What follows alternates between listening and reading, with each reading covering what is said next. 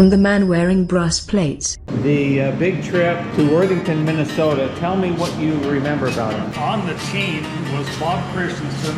So they had 4 North Fremont wrestlers on the Ricks College team. Jim Gormley. John Cooley. Roland. Jay Banter, yeah.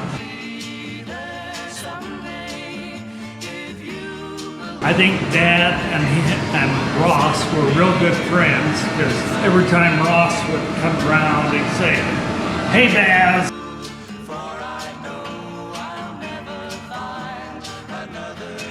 What is he signing there? He's signing insurance. Yeah, but what in the heck was so important he had to sign on the hood of a car before you guys got into the flying coffin?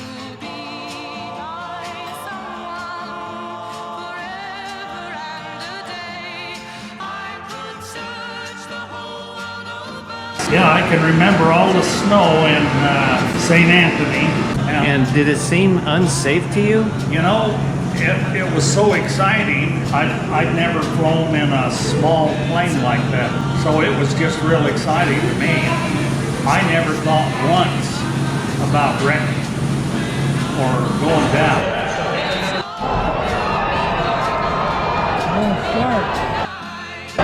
That's you. For out for your morning jog.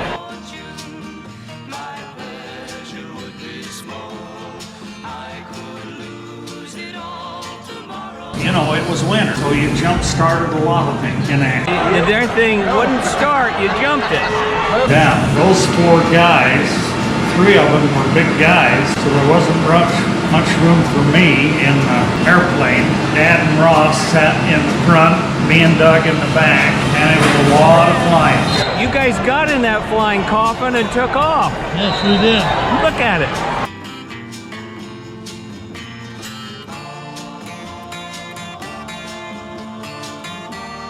Now watch this. In the snow. There's Basil. I don't know. Why would I do that? I don't know. Get in a teeny plane and go clear across the world? Boy, that was dumb. But we all went to the tournament. There wasn't a lot of people there at the tournament. There were 4 guys from Ashton, Idaho.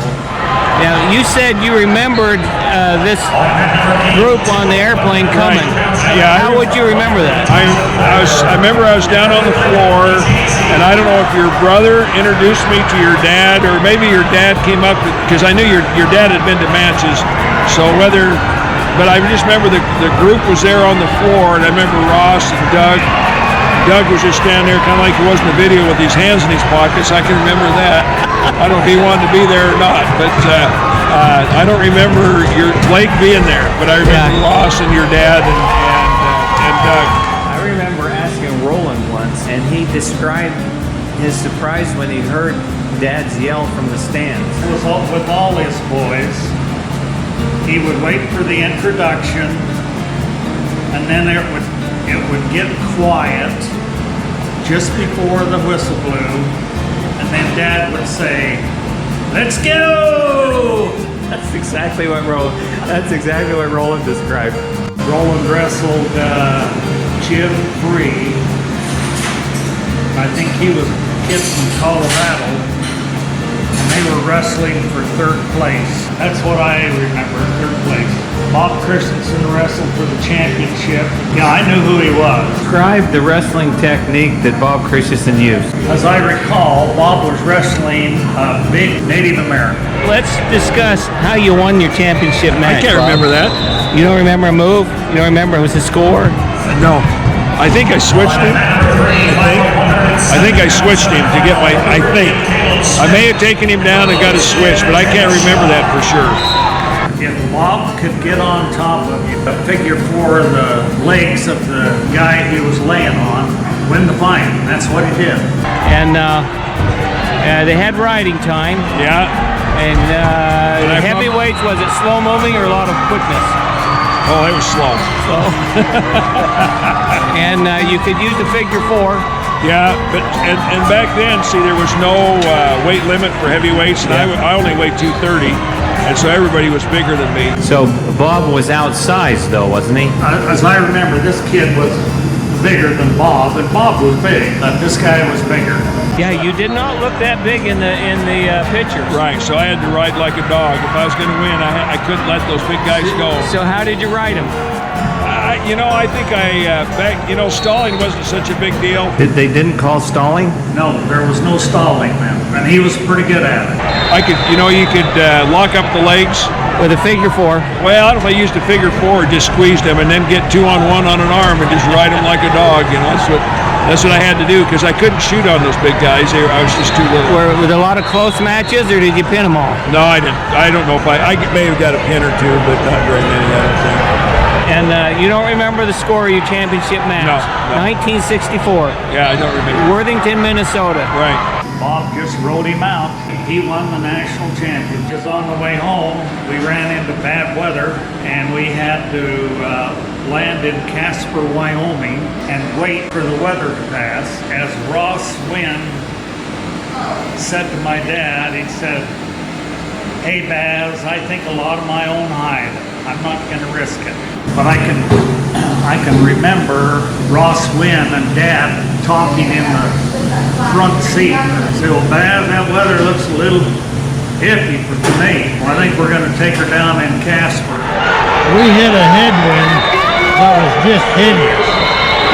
And so we was running out of fuel. And so old Wynn let that plane full throttle. We hit that ground at 120 miles an hour because the wind he didn't dare to slow it down because Jippy's back. Man, we used all that runway there was. And when we got there and turned around, the guys at the airport, which was a small airport, they come out and hung on to it till they tied it down. We was there for 3 days. You had 2 kids. Dad had, what, 8, 10, and Ross had at least 8.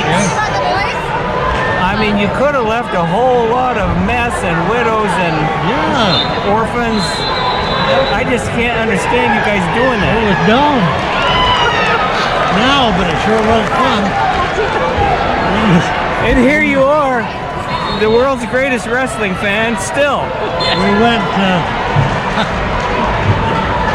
We were there, I think, a couple of days. How could he get away from the cheese factory? Yeah, who made the cheese? I don't remember, but I said all I know is wrestling was the only thing he would walk out of his cheese factory for. But once you look closer, you see that you had a broken arm. Tell us about the broken arm. A few weeks earlier, I was at Drigg at the district wrestling, and my parents weren't there because I had a college match at Rexburg. I was wrestling for North Fremont. What weight? So I would have been 98. And I was wrestling a kid, I believe, from Drigg. We fell down. I broke my arm. Men run out on the mat, pulled my arm apart and set it. I was in shock laying on the mat. So all I know is there were a couple of guys twisting and pulling on my arm, and they got it set. Towels and wrapped around me, and then wrapped sport tape around my arm, and I watched the rest of the tournament. Funny thing, back then versus today, I stayed at the tournament, didn't really think anything of it. So we got on the bus, school bus, and came home. They didn't even drive me to the house. They dropped me off 2 blocks away. It's dead of winter, blowing, snowing, icy roads. This would have been midnight, 1 o'clock.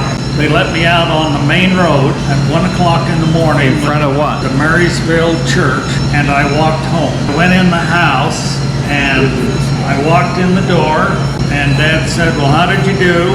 And I said, "Well, not good, I broke my arm." Mother says, "Are you all right? Is everything okay?" And I said, "Yeah, they said it, I've got it wrapped up." So I went to bed. In the morning, Mother took me over to Dr. Melcher. He cut the towel off me, x-rayed the arm, and said that, "Well, I think it looks pretty good." He put a cast on it, and in the same time, he was chewing out my mother for not bringing me over in the evening. That's why I had a broken arm on the trip. When we come home, we came over the Tetons, so we was high. Yeah. It was cloudy, so we was kind of trying to manipulate because we wanted high. And Basil took out a package of gum. Yeah. It was round. The air. Oh, because it expanded with the air pressure. Yeah. We come down to St. Anthony, it was socked over clouds. I said, Wynn, I said, I don't care how you get through those clouds, you get into St. Anthony. And we messed around up there, and finally old Wynn seen a hole about that big around. You could see the ground, he punched it through the... Oh boy. Well, that was fun. Yeah, so what happened was that he'd had it repainted in Ogden and reupholstered. And the guy, Ross told me this, the guy was really proud of the job he had done. He says, you need to see this, it turned out really good. And Ross said, I'll come get it. He goes, well, I want to fly it up. And Ross says, don't fly it up, I'll come get it.